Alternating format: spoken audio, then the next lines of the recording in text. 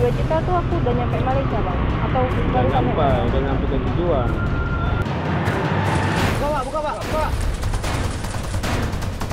Terdapat 47 pelabuhan, yang 5 resmi, yang lain ilegal.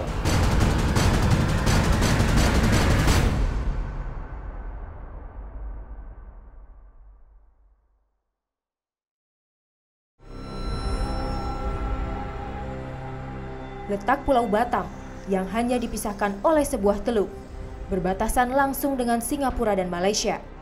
Tak heran jika Batam menjadi salah satu pintu yang sibuk untuk masuk dan keluar Indonesia. Letaknya yang sangat berdekatan dengan negeri jiran, ternyata menjadi alasan mengapa banyak tenaga kerja ilegal yang menyeberang melalui pelabuhan tidak resmi atau biasa disebut pelabuhan tikus. Kami menyusuri pelabuhan untuk mencari informasi tentang tekong, sebutan bagi orang yang biasa mengakomodasi penyeberangan secara ilegal ke negeri jiran. Untuk mendapatkan informasi, perbincangan kami lakukan dengan seorang tukang ojek di wilayah pelabuhan tersebut. Aku nyusul temanku lah, pokoknya gimana? Orang mau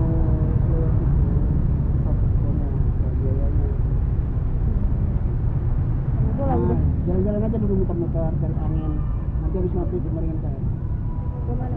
Boleh lah. Nanti saya jumpakan dengan tekongnya langsung, biayanya berapa, kapan berangkatnya, udah deal, baru kasih uangnya.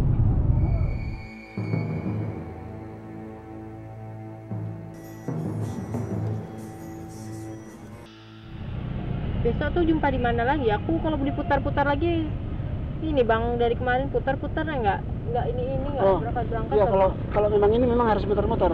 Saya bilang tadi orangnya itu ini sembunyi-sembunyi. Orangnya itu sembunyi-sembunyi. Memang harus muter-muter, namanya lewat gelap. Tak ada yang mau terang-terangan. Jadi setelah saya telepon, bilang 25. Saya jumpa, kamu abang di mana? Apa hal jumpa dengan saya? Ya, nak bincang lah bang, itu tadi yang saya telepon itu. Jumpa lah. Ternyata dia tak mau ketemu. Bosnya tak mau ketemu. Yang jumpa dengan ini. Kasih jumpa saya dengan anak buahnya. Anak buahnya itu minta 27. Setelah melalui proses berliku dan tidak mudah, akhirnya berhasil bertemu dengan anak buah salah satu tekong yang akan membawa kami menuju penampungan sebelum menyeberang ke Malaysia.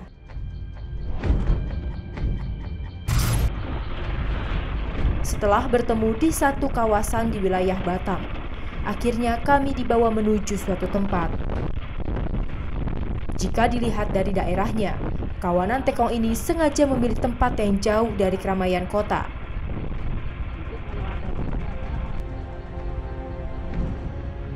Akhirnya, motor yang saya tumpangi berhenti di sebuah rumah. Saya dipersilahkan masuk ke dalam dan diminta untuk duduk.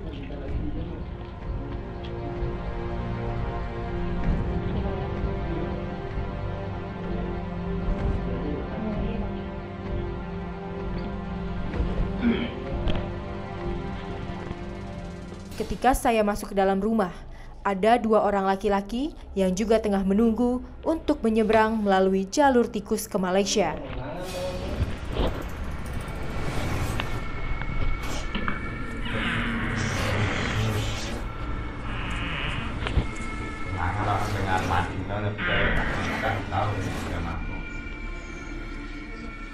Tak lama setelah saya masuk ke dalam rumah, saya langsung diminta uang untuk biaya penyeberangan. Orang mana? Orang Banjar. Rantau. Berapa bang? Temak sih 13 ya, nggak bisa kurang bang. Potong pas nanti di sana. Minta, kalau kamu minta saya nggak kasih. Tanyalah orang yang nggak kebayar. Beda-beda bang. Nah, Oh ya lah. kamu tanya lah berapa bayar? Mau berapa bayar sana? Itu 25. Nah. Siap. Itu yang Berapa bayar? Hah? dia tahu saya. Enggak, maksud saya ke sana itu bayar berapa? Sama. Berapa? Itu tadi ini tadi dia tuh nggak tahu saya. Coba nggak itu?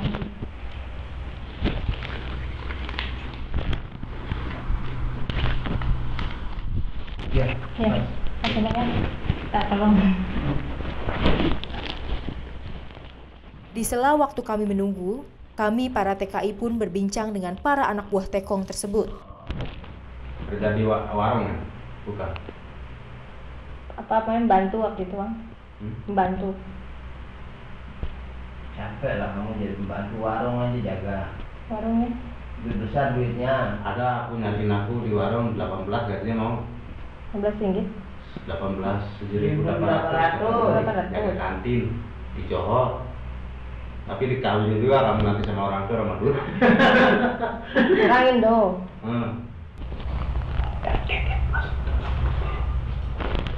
Ketika saya dan para TKI lainnya sedang berbincang, kami dikagetkan dengan suara seseorang yang menyuruh kami untuk bersembunyi agar keberadaan kami tak diketahui oleh tamu yang datang.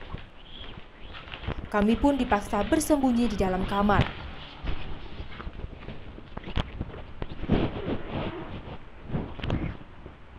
Tak lama berselang, kami sudah dijemput dan entah akan dibawa kemana oleh para anak buah Tekong.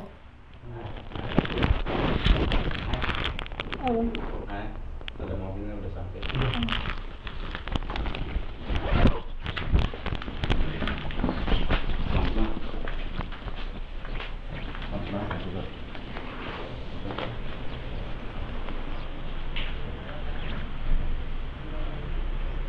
Oh iya, nanti dulu. Ya. Masuk dulu, Mas. Bawa sandal. Masuk dulu. Biasanya nyebrang jam berapa, Bang? Sore. Malam ya? Malam biasanya. Siang-siang. Nggak mungkin. Saya dan 2 TKI lainnya masuk ke mobil yang sudah menjemput kami.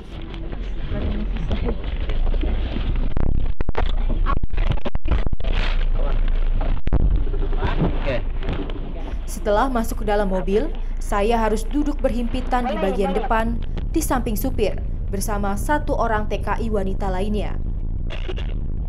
Mobil kecil ini dipaksa mengangkut sekitar 18 orang di dalamnya. Entah kemana kami akan dibawa. Sampai akhirnya kami tiba di sebuah rumah lainnya yang digunakan untuk menampung para TKI ilegal.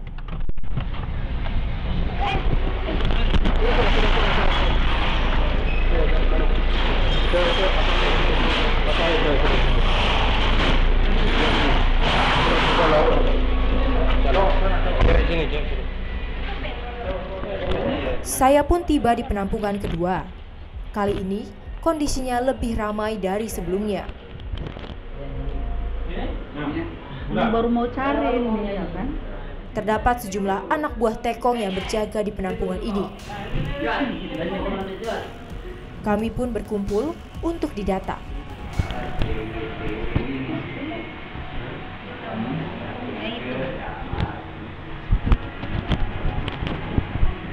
Mau kemana nih? Mau kemana? Mau masuk. Geser Bu. Ini si yang mau naik. Setelah kami didata, kami lalu diperintah untuk naik ke mobil tanpa tahu akan dibawa kemana lagi. Mana kita nih? Tahu mau kemana lagi? Terserah.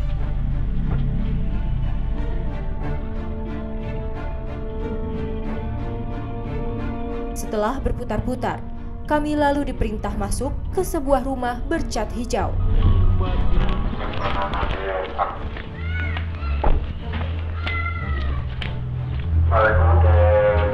Di sana, kami bertemu dengan seorang lelaki parubaya yang kerap disapa bos.